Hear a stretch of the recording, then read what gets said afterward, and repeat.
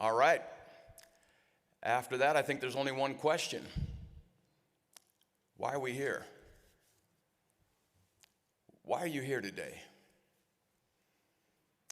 I know that for me, I went into the legislature because I wanted to protect my children.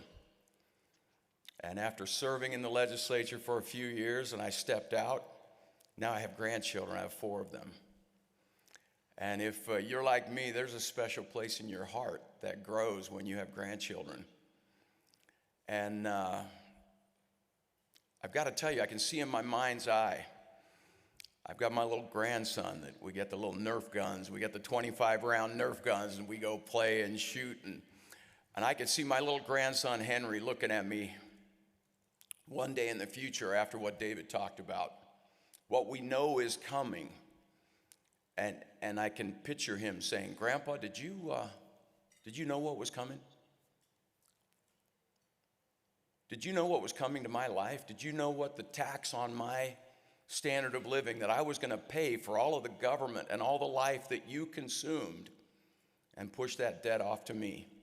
Did you know it was coming? And what did you do about it?" Abraham Lincoln said the best way to predict the future is to create it. And we had in the ratifying conventions for our Constitution, little-known founder Tench Coxe said the sovereign power does not rest with the federal legislature. He says the supreme and sovereign power rests with state legislatures. Only the states have the power to alter the Constitution. Congress doesn't have the power. They can propose amendments, but only the states can ratify them. And even further, the states, on the application of 2/3 of the states, Congress must call a convention, and upon the ratification of 3/4 of the states, it becomes a binding part of the Constitution without any interference from Congress. So you have the power. We have the power to completely change what's happening in our nation right now. I would suggest we have the duty to do this as well. You have on your table a letter from the state of Utah.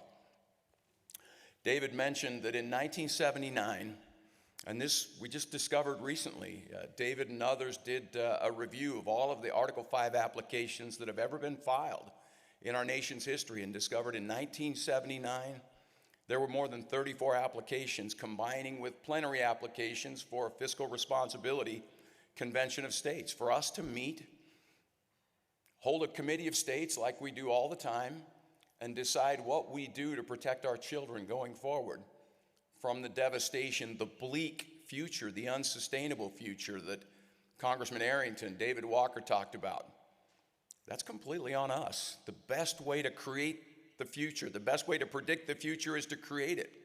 That power is entirely within our hands. You have on your table a letter from the state of Utah that describes that Congress has ignored you. They've rendered the Constitution meaningless by ignoring the applications that states have taken the time, gone through the constitutional effort to pass the applications, send them to Congress. They're not even counting them. They're not archiving them. It's football season right now. Imagine you get the ball over the goal line. It's the fourth quarter. You get the ball over the goal line. It's there. And the referees decide we're just going to run the clock out and wait until the game's over because we want this other team to win. That ball is over the goal line. They haven't put the points on the board, and all we have to do is go to the Supreme Court, request, demand that the Supreme Court demand that Congress do their job, that they count the applications that we've passed and that we've filed, and that upon reaching 34 that we believe we've already reached, call the Convention of States, that we can meet and craft those constitutional measures to protect our children going forward. It was 1961 in Phoenix, Arizona that Ronald Reagan made the statement, freedom is never more than one generation away from extinction. We don't pass it on to our children in the bloodstream. It must be fought for and protected, and then hand on to them to do the same. And if we don't, we'll spend our sunset years telling our children and our children's children what it once was like in the United States of America when people were free. Power is in your hands. It's in our hands. The best way to predict the future is to create it. Please join us in the state of Utah as we look into the legal mechanisms that we have under the Constitution, under Article 5 of the Constitution, the applications that we've already passed, to petition the court to declare that Congress must count the applications, they must archive the applications, and if, as we believe, we've already achieved 34 applications to Congress for Fiscal Responsibility Convention, call the convention that we can convene and hold a convention of states for the purpose of protecting our children. Patrick Henry, in his great speech, "Give me liberty, give me death," the part that is little remembered, he said, it's natural to man to indulge in the illusions of hope. We're apt to shut our eyes against the painful truth and listen till the song of that siren transforms us into beasts.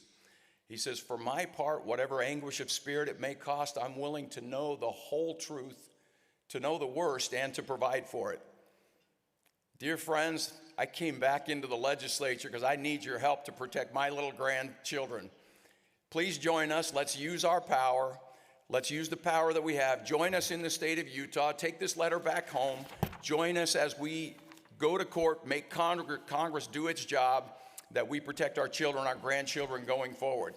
Thank you. Please join us in Trailblazer B as we learn specifically. We'll talk specifically how to do this. And remember, we're here because our children, your children, grandchildren need you. Thank you very much.